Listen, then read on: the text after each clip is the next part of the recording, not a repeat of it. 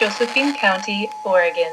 This station is testing its emergency alert equipment originating from Josephine County Emergency Management. If this had been an actual emergency requiring immediate life safety action, official messages would follow the alert tone. This is only a test.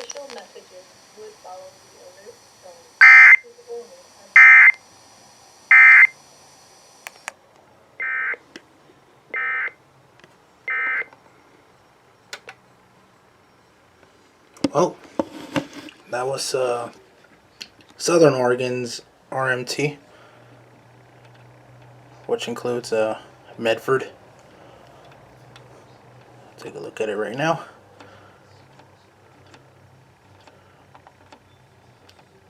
Required monthly tests for Josephine, Jackson, Douglas, Curry, and Coos. Obviously, I used a KVIP 98.1 here in Reading, because they also take Southern Oregon's monthly, as you can see.